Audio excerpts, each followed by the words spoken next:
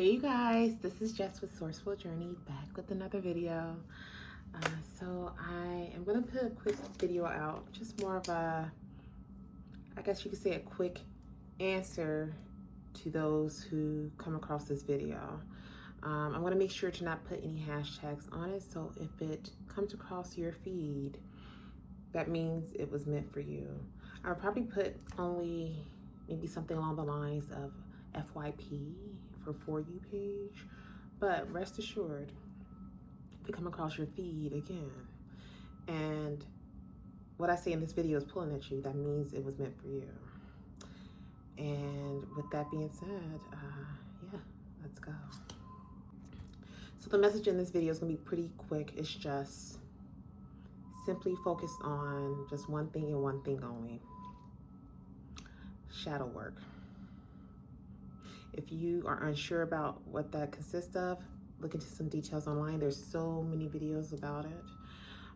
When it comes to understanding the inner workings of how to truly heal inner self, if you will, shadow work is so critical, you guys. When you think about all the decisions you made up to current day when it came to the relationships you built, whether it was with significant others or if it was with people you work with or you live with, for that matter, whether it's family, you name it. When you think about that type of connection you have with those individuals and how things just kind of went awry, went south, went down in such a bad way, there is a reason behind that. And a lot of times it attributes to the fact that not many people are doing enough shadow work. I'll use myself as an example. Thinking back hindsight when it came to the individuals I thought that I was good pals with, whether it may have been people I rubbed elbows with in the sales industry space. It could have been like maybe people that I went to school with in both my undergrad studies as well as my graduate studies. It could have been maybe people that I either lived with, I should say. Just more so other family members without saying specifics on that. I don't know. I don't want to be messy, but you get the point I'm making with this one, right? So we're going to go ahead and keep it neutral when it comes to that part for right now. Also, when it comes down to relationships, so even thinking back to, the relationship I was in with my ex-fiance before I broke it off with him, I feel like a lot of what drew me in when it pertained to him was things that I was looking for in regards to, like, maybe with my own father. For myself, you guys, and I'm sure there's a lot of people that have encountered this, whether they know people who've been through it or if they currently are one who is in the similar predicament. I've never met my father, so I never had that luxury, if you will, when it came to building a rapport with him. A lot of the stuff that I had to learn when it came to truly having more self-love versus seeking some level of appeasement from my ex-fiance at the time.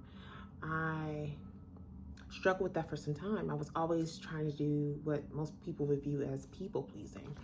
So when I started to begin to do my own shadow work, I started to understand where the issue lies, where I've always felt like I put myself last. I was always looking for being that one, that go-to, that great source, whether it was with coworkers, whether it was with family, friends, you name it. And in all doing so, I was forgetting about self in the process.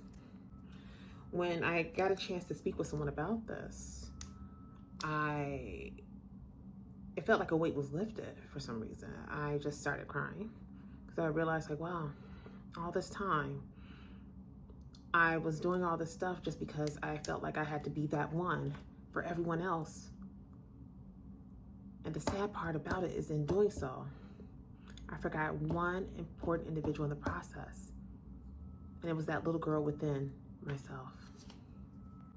And so the tears began to flood when I began to realize, like, okay, I think I hit it on the head at this point. Now, how can I build from this? Now knowing what I know now, how can I build and become stronger and truly learn to love self more? And just know that everything else, if it's meant to be, will fall into place. So that's when I came up with my own strategy in doing so.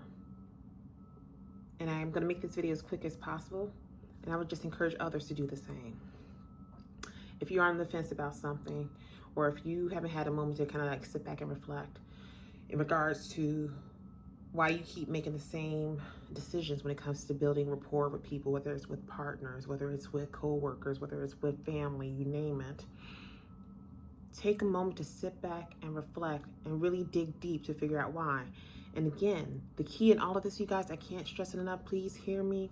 I'm not only one that believes in the notion of talking the talk, but baby, you better understand I walk the walk 100% every single time. So again, anyone who comes across this video, take this as, let's say, hell, as your sign. That's what I meant to say. Take this as your sign. Do the shadow work. And I mean that with love. I had to throw that smile in there at the end. So you know I'm not really being too hard on you. I do mean that with love. But please do the shadow work. And you'll be surprised. It will truly be a weight lifted like no other. And that is all for this quick video, you guys. So don't forget to like, share, and subscribe if you haven't done so already. And until next time, I am sending you off with love and light. And I will see you guys in the next video. Be blessed, everyone.